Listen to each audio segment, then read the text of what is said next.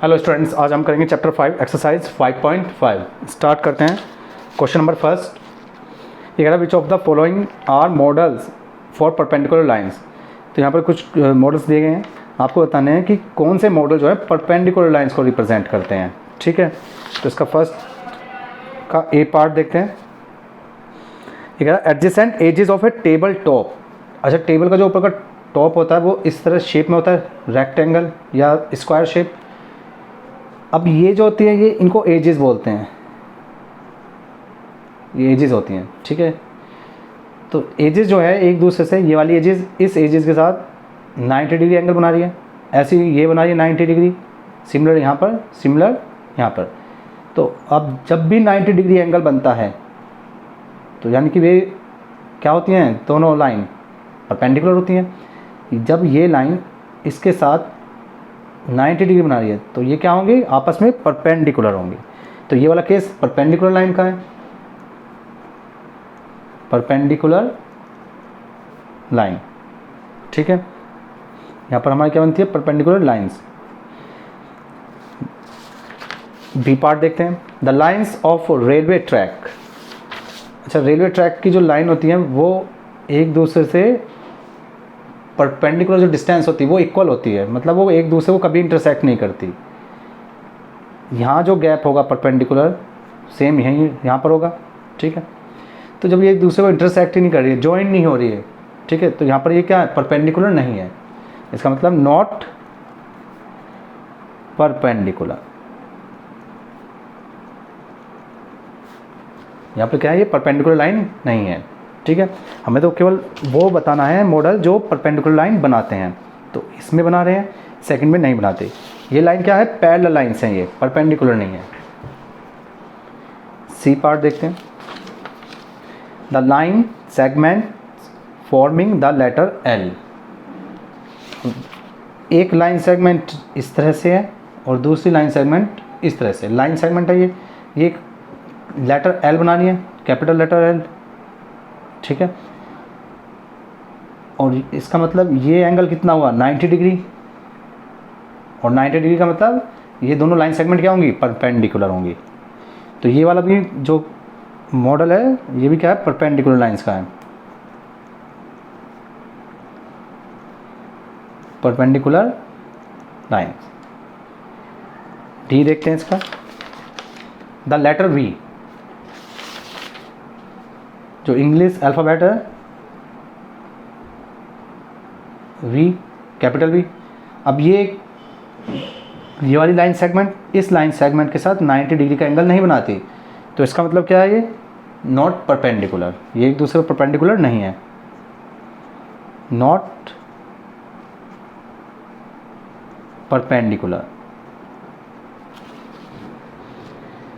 Next देखते हैं question number 2।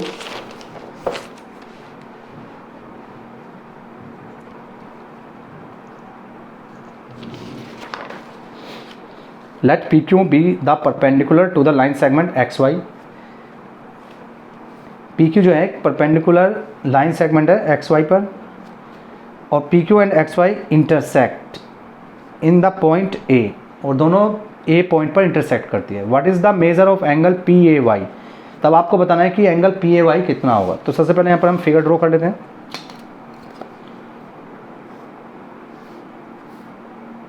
ये एक लाइन सेगमेंट है PQ, ठीक है, जो कि परपेंडिकुलर है, परपेंडिकुलर है ये XY पर। ठीक है, परपेंडिकुलर का मतलब होता है 90 डिग्री एंगल बनाना। परपेंडिकुलर का मतलब 90 degree angle. So since PQ perpendicular to the line segment XY। अब ये क्या है, XY पर क्या है, परपेंडिकुलर है, तो इसका मतलब एंगल, और ये किस पर इंटरसेक्ट करनी है, दोनों A पर। तो हमें बताना है एंगल PAY PAY ये वाला, जब भी लाइन परपेंडिकुलर होंगी तो वो 90 डिग्री का एंगल बनाएंगी। तो इसका आंसर कितना हो गया? 90 डिग्री। थर्ड देखते हैं, there are two set squares in your box, what are the measure of the angles that are form at their corners. ठीक है, देखो ज्योमेट्री बॉक्स में दो सेट स्क्वायर होते हैं। ठीक, सेट स्क्वायर मतलब एक तो ये शेप होगी, इस तरह का एक ट्रायंगल होगा, और दूसरा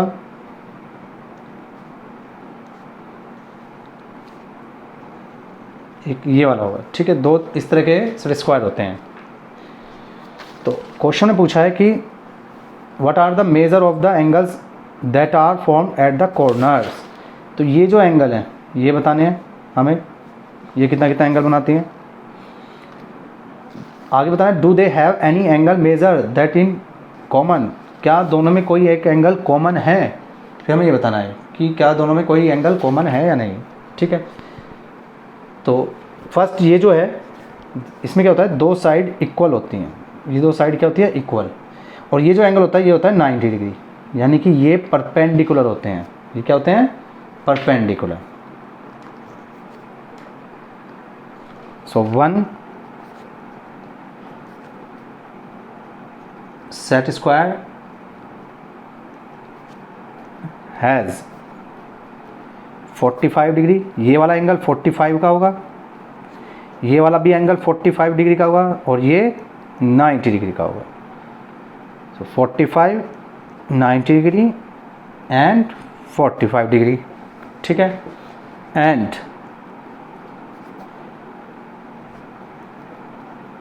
अदर सेट स्क्वायर हैज़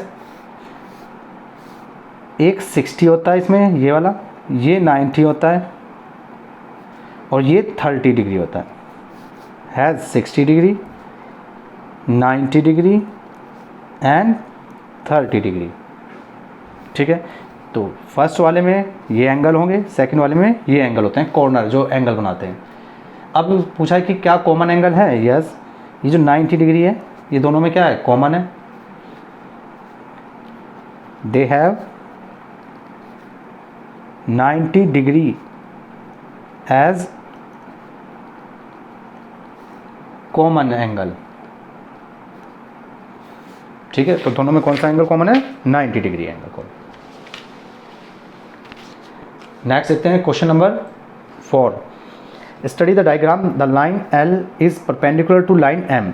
ये डायग्राम दिया गया है, यहाँ पर ये जो लाइन L है ये M पर परपेंडिकुलर है।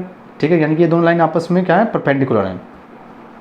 अब फर्स्ट जो A पार्ट है ये बोलता है is CE equals to EG, यानी कि जो CE है क्या ये EG के इक्वल है, ये आपको बताना है। ठीक है, तो देखो पहले हम इस पॉइंट E से C की तरफ चलते हैं। तो देखो 1 1 यूनिट और ये 2 यूनिट, यानी कि EC जो है कितने यूनिट पर है, E से C जो है कितनी डिस्टेंस पे है, 2 यूनिट पर। क्वेश्चन नंबर 4,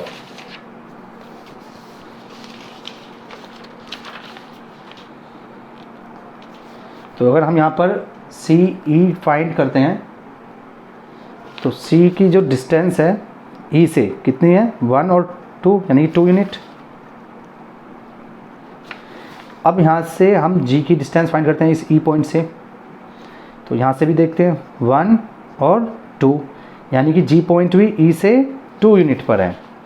तो इसका मतलब EG जो होगा वो भी कितना होगा, 2 यूनिट पर। ठीक है,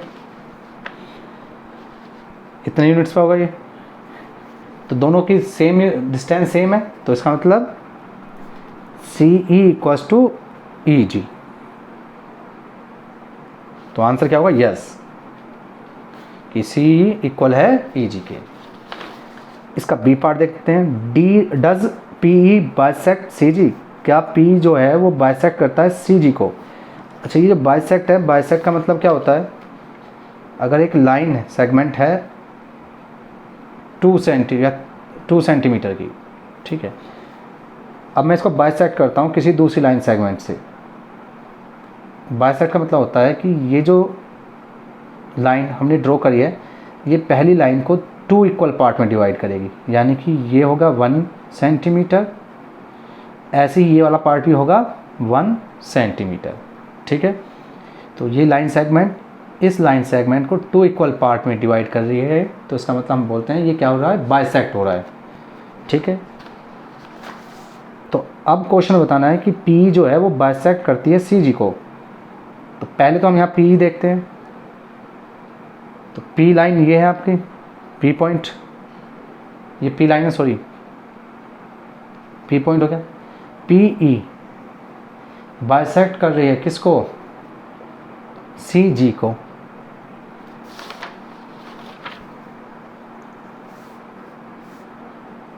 तो हमें चेक करना पड़ेगा क्या कि E से डिस्टेंस C की, ठीक है, और E से डिस्टेंस G की अगर इक्वल आती है, E से डिस्टेंस C की और E से डिस्टेंस G की अगर इक्वल आती है ये डिस्टेंस, तो इसका मतलब ये बाइसेक्ट करती है। ठीक है, तो अभी हमने फर्स्ट पार्ट में किया है कि C इक्वल्स टू EG, यानी कि डिस्टेंस इक्वल है, since CE equals to EG, ये तो हमें अभी अभी हमने शो किया है कि ये इसके इक्वल है, तो इसका मतलब ये क्या कर रहा है, इसको बाइसेक्ट कर रहा है। ठीक है, सो PE बाइसेक्ट CG, तो इसमें भी क्या होगा आंसर, यस। सी पार्ट देखते हैं इसका। Identify any 2 line segment for which PE is the perpendicular bisector. ठीक है, अब हमें क्या यहाँ पर आइडेंटिफाई करना है, 2 लाइन सेगमेंट बतानी है जिसके लिए P क्या है, परपेंडिकुलर बाइसेक्टर, यानी कि P जो है वो परपेंडिकुलर भी है और बाइसेक्ट भी कर रहा है। ठीक है, तो देखो